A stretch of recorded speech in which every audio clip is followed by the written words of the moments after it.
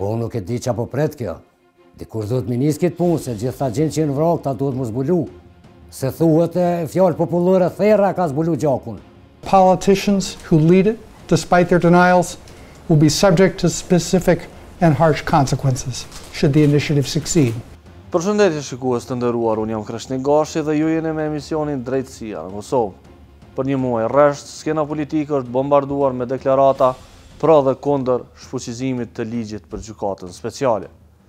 Deklarata mbështetëse, analiza e deri tek zotimet për pasojat janë dëgjuar në debatin, i cili nisi me peticionin e veteranëve e përfundoi me akşampazarin e kuvendit mbrëmjen e 22 dhjetorit. Që nga ajo kohë, kuvendi nuk është mbledhur, ndërsa mesazhet kanë vazhduar, por pa i përmendur pasojat që kanë këto komente në deshmitaret e kësaj gjykate. Debati është pritur në heshtje nga dëshmitaret e mundshëm, ndërsa për ekspertët, pasiguria politike dhe debati për fuqizim të gjykatës krijon pasiguri të madhe tek ata që kanë për të rrëfyer në proceset e ardhshme në këtë gjykatë. Viktimat e krimeve që pretendohen se do të gjykohen në këtë gjykatë po ashtu nuk janë ndier mirë. Për ta, thirrja për ta mbyllur shpresën që vrasjet e të afërmit të tyre do të zbardhen është humbje shprese. Në këtë edicion, do tentojmë të sjellim një analizë të pasojave që debati për shfuqizimin për gjykatën speciale mund të ketë tek dëshmitarët dhe përgjigjen e pyetjet nëse tashmë ata mund të ndihen si të tradhtuar. Me viktimat, do tentojmë të sjellim një anë tjetër të debatit për të kuptuar nëse me të vërtet debati i speciales pa u ashuan shpresat. Po ashtu, do ju sjellim intervistat me zyrtarët e gjykatës speciale dhe prokuristë së gjykatës speciale, me të cilët kemi diskutuar për gjendjen pas inicimit të shfuqizimit të gjykatës.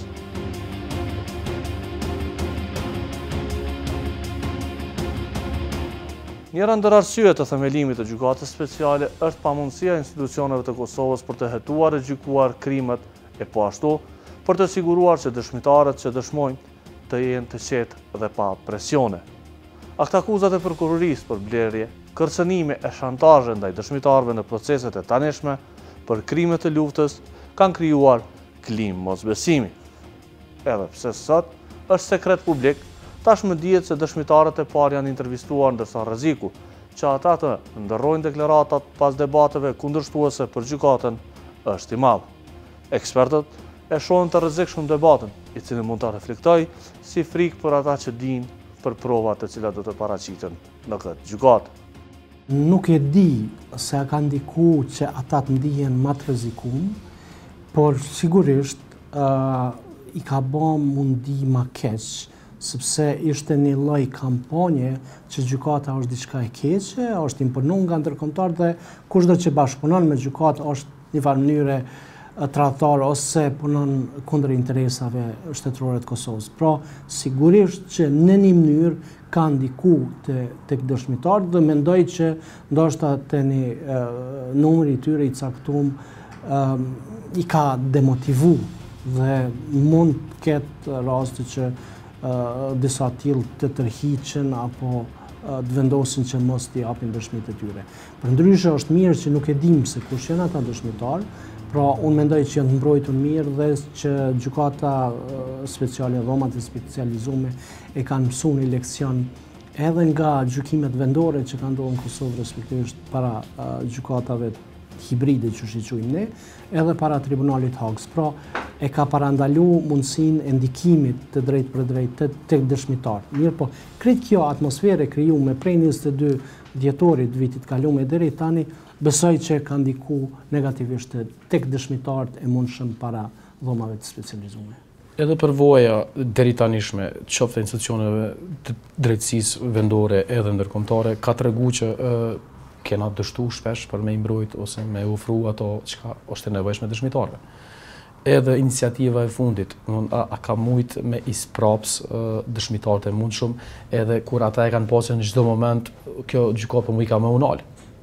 Definitivisht këtë thash, pra kjo atmosferë që është kriju, friga që do të mund të zhbëhet respektivisht të mos krijohet, të mos funksionalizohet gjykata speciale, mund të kenë ndikuar shumë të dëshmitarë potencial cilët mund zbrapsen, edhe ata që janë zëtu që do të japin dëshmitë e tyre në një moment caktuar nga presioni që është kriju në shoqërinë kosovare, mund të zbrapsen dhe të mos japin deklaratat e tyre në shqyrtimet kryesore të takshme para gjykatës speciale.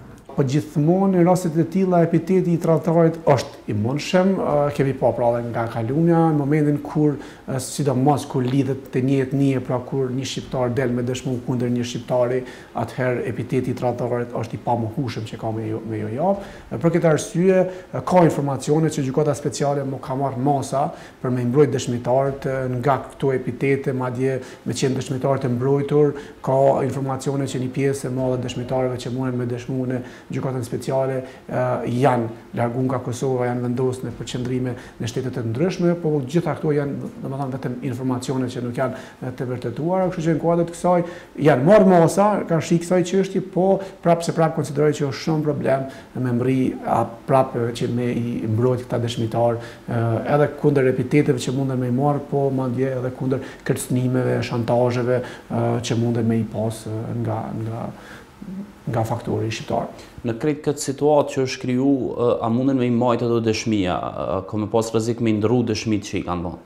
Dëshmitarët e mundshëm. Po për vetë faktin që ata munden me u shantazhu, munden me u kërcënu, në rast se njihen edhe dihen kush janë, edhe në rast se gjykata nuk mbrin ja u kriju atë komoditetin e mbrojtjes të këtyre dëshmitarëve, mund të ketë ndryshim të dëshmive, pikërisht për shkak të frikës që ata munden me pas, jo ndoshta vetëm për veten e tyre, po këtu masanaj frika përhapet edhe tek familjarët e tyre, kështu që kjo mund të më ndikojë që një pjesë e dëshmitarëve munden me i ndryshu deklaratat e tyre. Përpjekjet për me shfuqizu gjykatën speciale u bë shumë zhurmë, a pra tregon, a jeni të pajtimit ju, a e mbështetni ju këtë përpjekje? Ju e dini, ashtu që jemi të informuar të gjithë, që ka qenë një përpjekje për shfuqizim të gjykatës speciale nga një grupi deputetëve Parlamentit e Kosovës. Ajo ka mbet atë ku ka mbet. Unë si ministri i drejtësisë nuk do ta komentoj as nëse ka qenë iniciative drejt, ka qenë iniciative pa drejt, por një gjë mund të them që unë do të punoj konform ligjeve të cilat janë në fuqi. Gjykata speciale, dhomat e specializuara tashmë është një fakt i krym, ato janë funksionale, janë të ndërtuara, janë të kompletuara me njerëz, me staf dhe unë do t'i respektoj vendimet e Kuvendit të Kosovës dhe do të punoj konform atyre vendimeve. Është thonë shumë se është një gjykatë që ka me pastru luftën e ushtrisë shqiptare të Kosovës. E para, kam dëgjuar shumë thënie që kjo gjykatë nuk e gjykon luftën, nuk e gjykon ushqikën, po e gjykon individën. Me thonë drejtën pak më doket e pa kuptim kjo punë, sepse kjo nuk mund të gjykosh individ caktuar që kanë udhëheq luftën, mos ta gjykosh luftën e ushqikës. Ajo është e pamundur. Edhe një gjë është e ditur që këto gjykata zakonisht janë ndërtuar për tribunale ndërkombëtare të tilla, ndërtohen për gjykuar udhëhec të luftrave, jo kryes të veprave fraseve apo çfarë që kanë qenë ato mirë, po udhëhec të luftrave. Dhe unë shpresoj që ne do të arrijmë të sigurojmë një mbrojtje të fuqishme për ata njerëz, sepse ne mbrojmë luftën e ushtrisë lirimtare të Kosovës në këtë proces. Ne mbrojmë imazhin e Republikës së Kosovës dhe i kemi për obligim që mos lëmë barra tjera qytetarëve që vinë pas neve në Republikën e Kosovës. A mundet mu pa dhe si ndërhyrje situata e krijuar për shfuqizimin e speciales të dëshmitarët e mundshëm të kësaj gjykate? Një çështje e tillë nuk du ta komentoj fare, sepse nuk du të merr të futem në punë dhe në punën e gjykatës në as të dëshmitarëve, as të akuzuarve të mundshme, as unë thash si ministër do t'i plotësoj, do t'i përmbush nevojat që dalin konform ligjit që është në fuqi dhe vendimin e qeverisë. Po në gjithë këtë situata, a mu i presim drejtësi për kësaj gjykate? Po faktori ndërkombëtar e ka kërkuar të krijohet pikërisht për drejtësi. Dhe ne si institucione krahas kësaj na thash do të angazhojmë edhe mbrojtje shumë profesionale që të jemi të sigurt që në radhë të parë të respektohen të drejtat elementare të këtyre të akuzuarve, që shpresojmë që mos të ketë njerëz të involvuar, njerëz të inkuadruar në këtë gjykatë, siç kemi pas rastin e Uleksit e disa gjyqtarëve, ku mbas përfundimit mandatit tyre dalin dhe flasin për dëbërat të tyre, për padrejtësi që i kanë bërë gjatë misionit të tyre, dhe unë shpresoj që gjitha këto, ja kam thënë edhe kryetarës së gjykatës dhoma specializuara, dhe unë shpresoj që këta njerëz do të jenë profesionist dhe do të marrin vendimin e duhur karshi prova që shihen dhe karshi asajna që e prezanton si prokuroria ashtu edhe mbrojtja. Familjarët, të cilët presin drejtësi nga gjykata, nuk e fshehin frikën se ky debat mund të ndikojë tek dëshmitarët e mundshëm, të cilët mund të rrëfejnë për ngjarjet të cilat ju ndodhen bashkëfamiljarëve të tyre. Po nisma konsideroj që nuk është e mirë, nuk është serioze, kjo mendoj që do t'i bëjë dëm proceseve dhe do të ndikoj direkt tek dëshmitarët eventual në këtë gjykatë, sepse nëse liderët kryesorë të vendit edhe kuvendi i Republikës së Kosovës tenton të shfuqizoj ligjin dhe të paraqesë gjykatën si speciale si një të keqe për Kosovën, atëherë kjo mendoj që do të ndikojë direkt tek dëshmitarët që të mos dëshmojnë apo eventualisht që të tërheqin dëshmitë e tyre. A u shkriju këtë kjo situatë për me ngjall frikë të dëshmitarët për shkak të linçimit edhe tyre personalisht po edhe të familjeve, se nëse bashkëpunojnë me gjykatën speciale do të quhen tradhtarë ose ngjashëm? Po e para është që nëse tentohet, do të thotë që të shfuqizohet ligji, tentohet që kjo gjykatë mos të jetë funksionale hiç. Dhe e dyta është që kjo do të ndikoj sigurisht që dëshmitarët do të friksohen dhe të mos dhanë dëshmitë e tyre në këto procese gjyqësore që do të organizohen nga gjykata. A ka rrezik që me u ndru dhe dëshmitë e dëshmitarëve të mundshëm? Tash nuk muj me paragjyku, mirë po unë e konsideroj që ky tentim i shfuqizimit ligjit do të ndikoj tek dëshmitarët që të mos dhanë dëshmi ose që ata që kanë dhënë dëshmi eventuale të shqyrtojnë mundësinë e tërheqjes së këtyre dëshmive.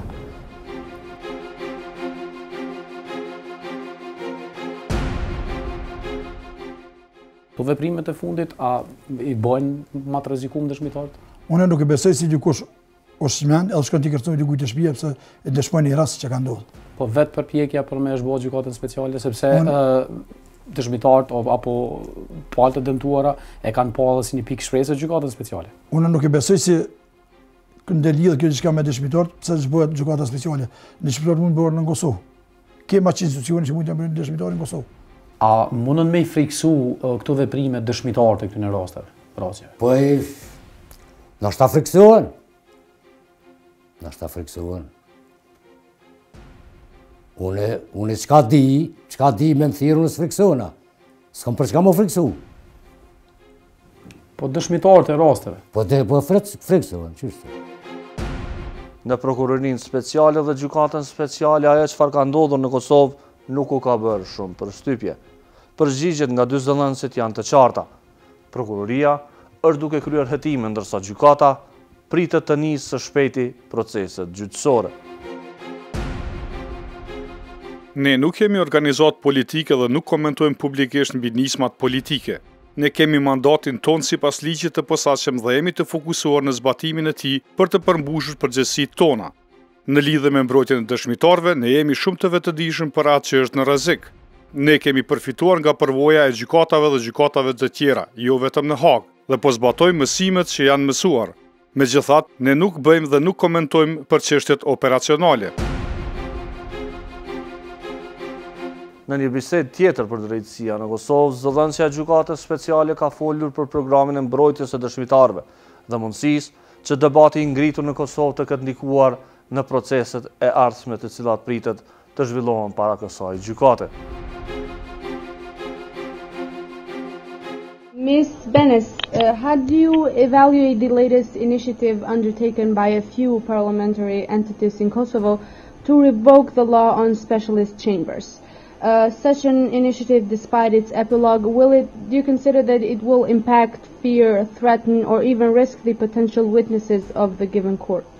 Well, basically, as we have repeated many times, we as the Kosovo Specialist Chambers, we are a judicial institution and we have no comments in relation to political developments, including the recent one. We are, of course, following them and aware of them, but we are primarily, as a judicial institution, focused on the implementation of our mandate in accordance with the adopted law and the constitutional amendment. Given that during the previous judicial processes in Kosovo handled by ULEX, as well as by the locals in the cases of war crimes of any nature, where the defendants were people of high profile and authority, has directly impacted the witnesses, which in some cases also included suspicious deaths of the witnesses. How are you going to solve the given problem, considering that the past shows that when it comes to protecting the witnesses, there have been failures from both the local and international institutions? I can only say on the theoretical level, of course, because we are not aware of particularities in terms of concrete witnesses as being the judicial, the court part of the whole two institutions. But we are very much aware of the importance of the witness protection. And basically, theoretically, and generally, I can tell you about the legal framework and what can be expected. The above mentioned, the law basically provides for the protection of victims and witnesses, and that includes their safety, their well-being, dignity, and privacy, and it's to be conducted according to the highest standards of international criminal justice. Within our office of the Specialist Chambers, there is a special unit for witness protection and support, and it's to provide appropriate assistance to witnesses who may be at risk on account of their testimony, but also not just them, also the other persons who are at risk on account of testimony given by witnesses. And there are a few measures, and this protection and support may include, but it's not only limited to, so these are not only exclusive measures, would be various measures and security arrangements provided for in the Kosovo law, for the conduct of in-camera proceedings, presentation of evidence by electronic or other special means, and the general protection of identity. And furthermore, this law of ours specifically requires special chambers to ensure protection of vulnerable witnesses, including victims of sexual and gender-based violence, as well as children. And there are a number of measures that judges may determine and call these judicial protective measures, and some of them could be the use of pseudonyms, face and voice distortion, delayed disclosure of identifying information, video link testimony, and numbers of others. And for all those who want to know more about it, the issue is very much covered in the law itself, and a special attention to this was given by the judges at the time when they were adopting the famous rules of procedure and evidence.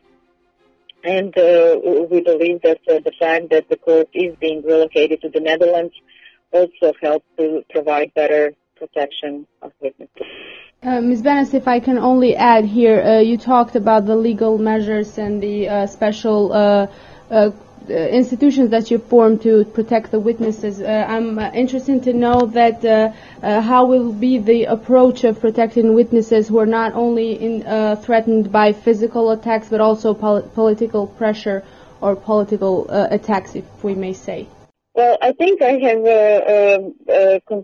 basically summarized what I had to say before, and in general, it is something that is being definitely taken care of, and also the lessons learned from other cases and other courts will be taken aboard.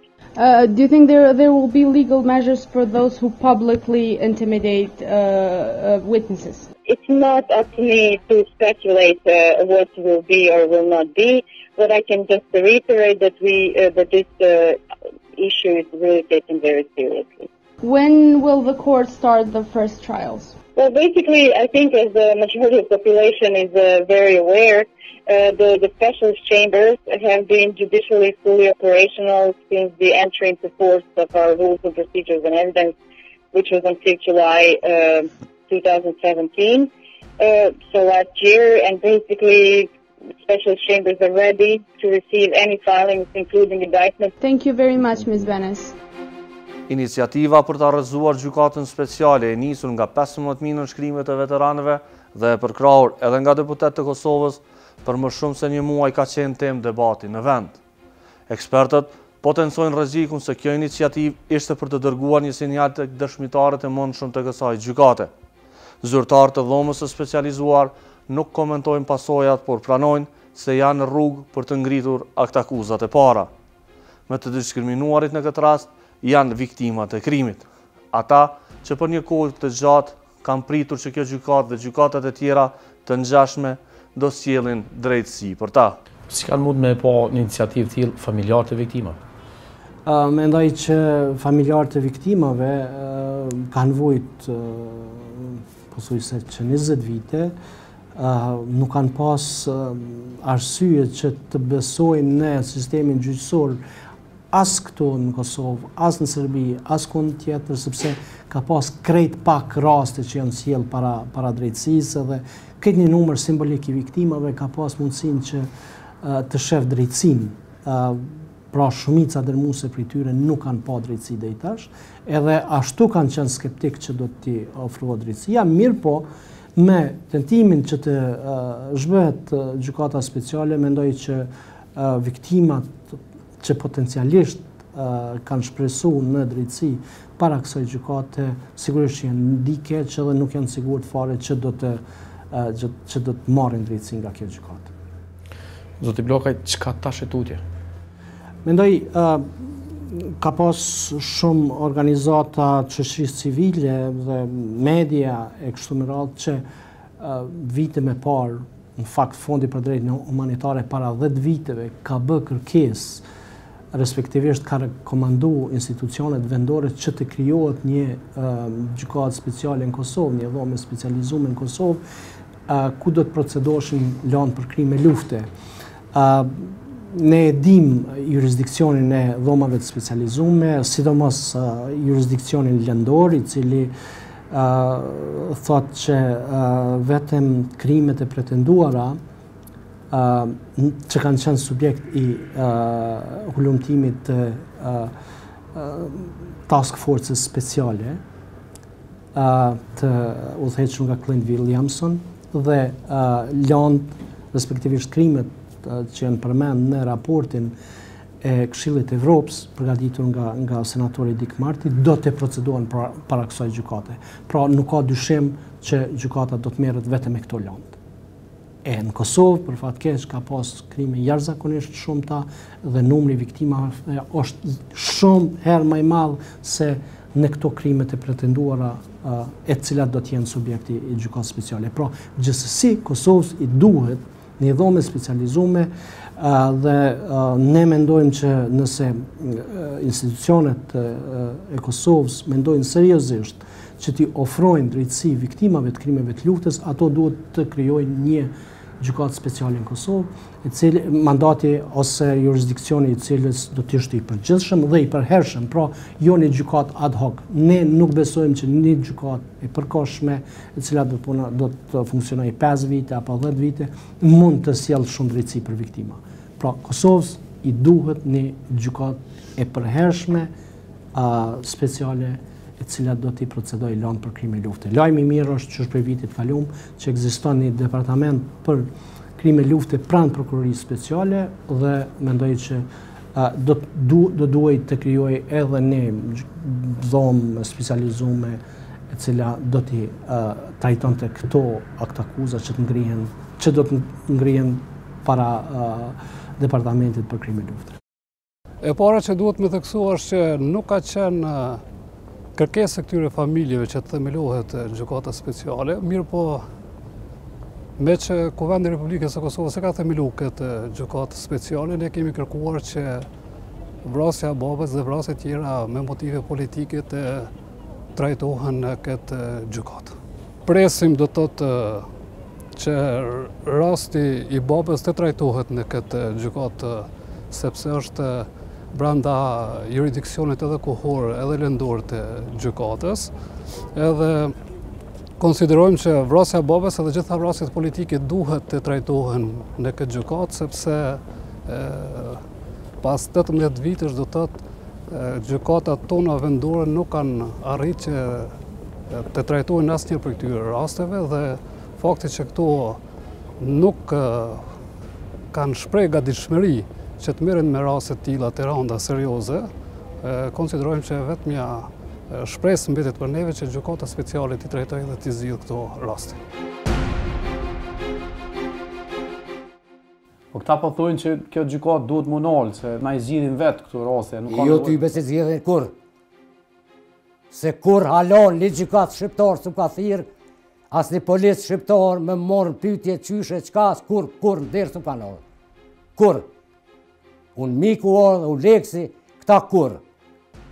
Këta s'janë të zëtë, se zgudzojnë, edhe gjysa janë me ta, a morë verë tonë të lidhën janë ata, gjysa me ta janë.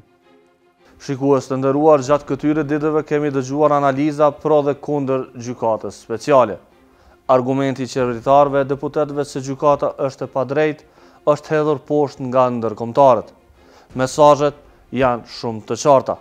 Gjykata është për të sjellë drejtësi për viktimat e jo për të gjykuar luftën dhe ndonjë etni. Greg Delavi, ambasadori amerikan e Kosove, ka thënë shumë qartë këtë në një paraqitje para publikut, ku ai ka folur gjatë për viktimat të cilat kërkojnë drejtësi. I'm here to talk about Kosovo's commitment to justice and its future as a democratic and European country. That commitment is under grave threat from an initiative to undo or change the law authorizing the special court. This effort is a terrible example of self-interest prevailing over the common good and over Kosovo's interests as a state. And let me be clear, MPs who support this initiative and the politicians who lead it, despite their denials, will be subject to specific and harsh consequences should the initiative succeed. They know this. We've told them. But I want to talk to you, Kosovo citizens, about why the special court is important to Kosovo and why the United States will do everything in its power to ensure the court is able to complete its mandate. So why did Kosovo create the special court?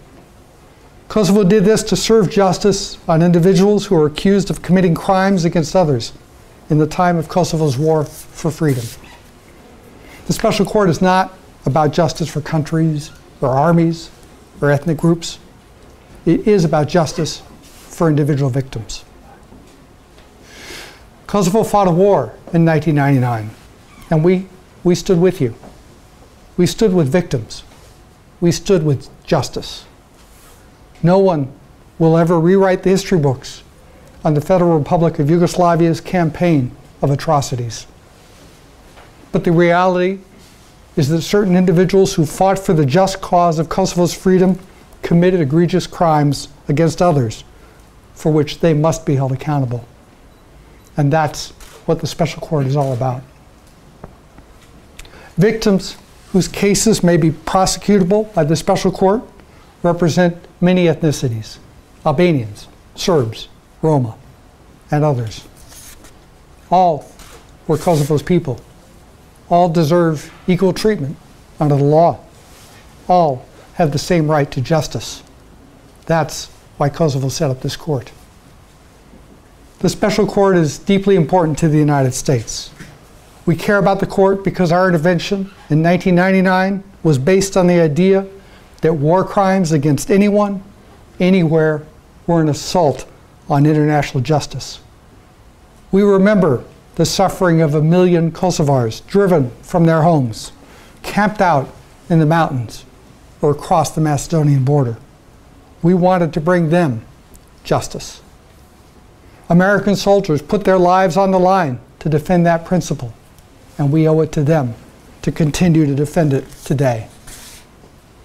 We care because Kosovo cannot be a country in which impunity is the norm. Accepting that reality would mean a return to Milosevic-era style leadership, which a generation of Kosovo citizens fought to throw off. We care about the Special Court because we want to see Kosovo take up its rightful place as a European country by joining NATO and the EU. Changing or undoing the law in the Special Court and demonstrating contempt for rule of law would set Kosovo back years on its integration into European institutions. If you want to join a club, you have to live by the club's rules. And one of the most important rules in the Euro-Atlantic Club is rule of law. Now, I have no idea when indictments will be issued or to whom. I don't want to know.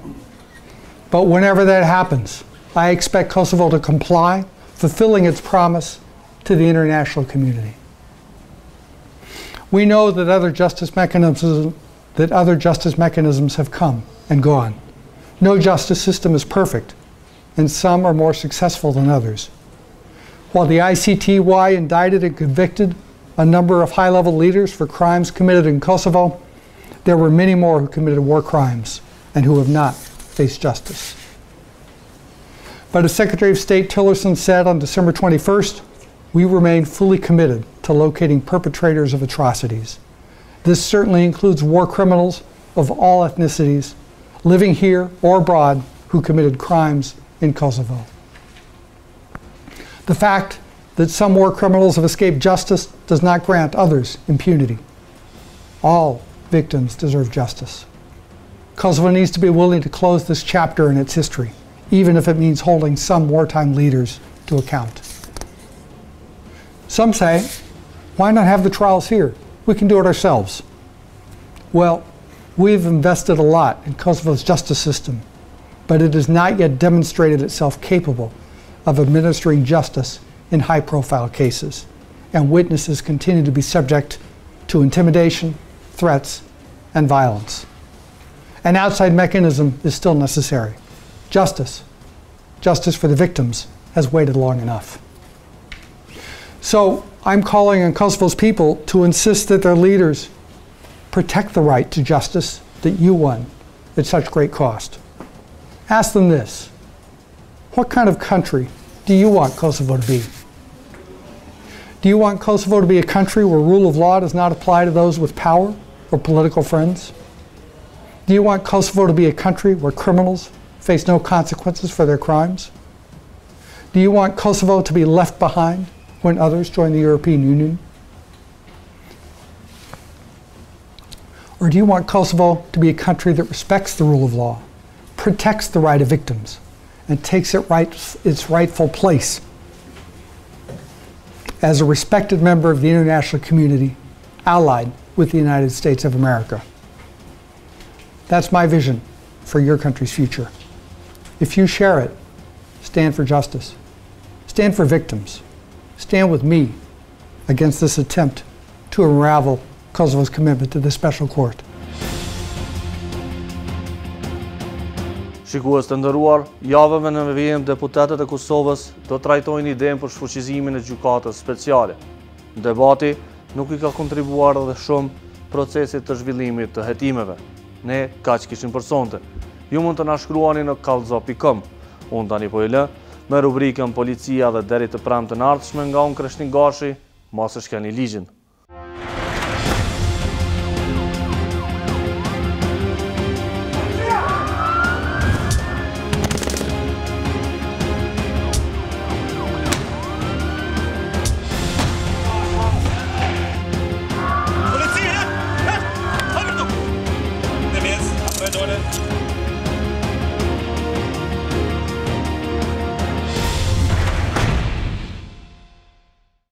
Gjërimet në vazhdim janë bërë në bashkëpunim me zyrtarët e policisë së Kosovës. Personat e paraqitur në këtë pamje janë plotësisht të pafajshëm, përderisa të dëshmohet e kundërta me vendim të plotfuqishëm të organeve të drejtësisë.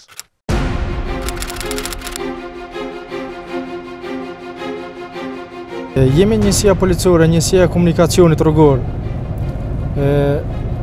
Jemi në kontrollim të autostradës. Sot jemi në sektorin patrullus Bresje-Gjorgjis dhe Anasjeldes dhe do të shikojmë për ndonjë kundërvajzë të mëndshëm. Tani do ta vendosim një pikë kontrolli për motjen e shpejtësisë së veturave, cila është përcaktuar në bazë të orarit ditor nga mbikëqyrësi i ndrrimit.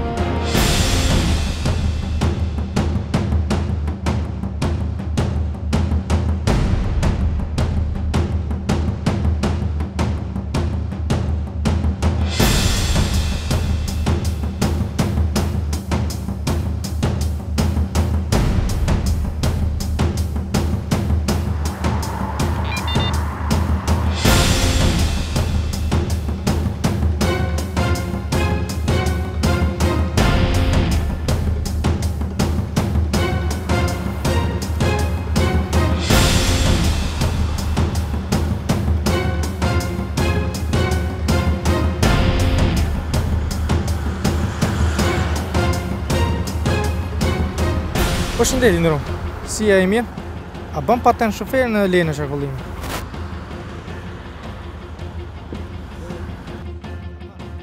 Arsye ndalës është tejkalimi i shpejtësisë, zona 70 ju në të vëzit 122. Tani kemi rastin kur ky kundërvajtës ka bërë tejkalimin e shpejtësisë në zonën 80, ka vëzit 122 km/h, kur do më thonë me ligj parashihet që mbi 30 km/h më shumë, parashihet gjoba 100-300 euro edhe 2 pikë negative.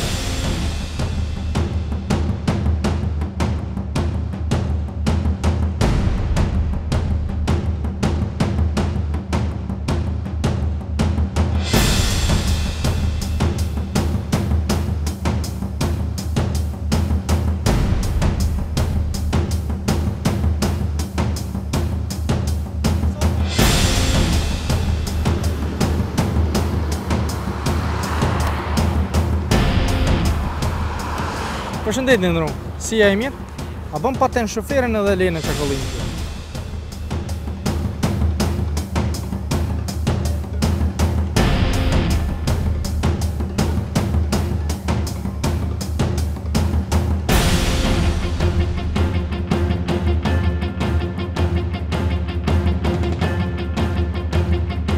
Arsye ndalës është tejkalimi i shpejtësisë. Zona është 80, ti do vëzit 108. Më thonë 28 km jep ma shumë.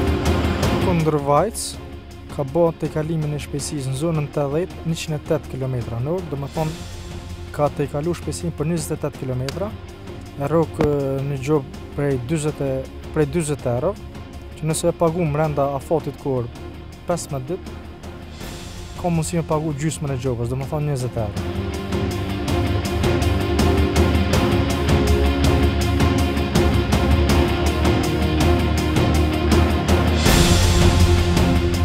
Tani e përfundum pikën e kontrollit, tani do të vazhdojmë në bazë.